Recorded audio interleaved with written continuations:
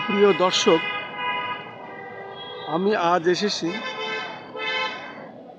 ঢাকা বিশ্ববিদ্যালয় কার্জন হলে এবং কার্জন হলের সামনে আমি দেখতে পাচ্ছি এখন বিকালবেলা। সারাদিনই মাঝে মধ্যে বৃষ্টি হয়েছে।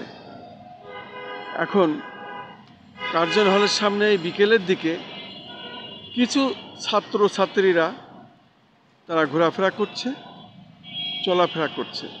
মূলত বৃষ্টির কারণে হলের ছাত্রছাত্রীরা অনেকেই বাইরে হচ্ছে না। কখন আবার বৃষ্টি নেমে আসে, বিশেষ করে সারা আকাশেই মেঘের ঘন ঘটা। এই বৃষ্টি, এই রৌদ্র, আবার বৃষ্টি।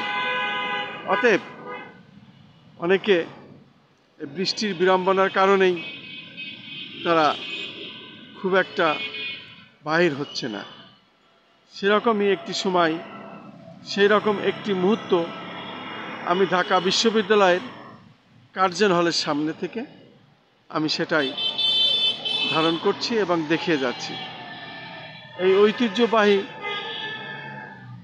কার্জন হলটি ঢাকা বিশ্ববিদ্যালয়ের এখানে সাধারণত প্রত্যেক বিকালবেলা দেখা যায় এখানে শত শত লোকের আনাগোনা, বাইরের এবং বিশ্ববিদ্যালয়ের ছাত্রছাত্রীদের চলাফেরা করতে। অনেকে ঘুরতে আসেন, কিন্তু আজকে আর তেমনটি দেখা যাচ্ছে না। শুধুমাত্র বৃষ্টির কারণে ওয়েদার ভালো না, যখন তখন আবার বৃষ্টি হতে পারে। গুড়ি গুড়ি বৃষ্টি মাঝে মধ্যেই হচ্ছে। সে কারণেই আজকের দিনটি ছিল এমন ফাঁকা। আমি খন্দকার মাসুদুজ্জামান। আমাদের চ্যানেলগুলির পক্ষ থেকে আমি ধারাবাহিকভাবে এই ধরনের কাজগুলি সাধারণত করে থাকি। ঠিক তার ধারাবাহিকভাবে আজও করে যাচ্ছে। আজকে 10ই মহররম এবং এই 10ই মহররম আমার মা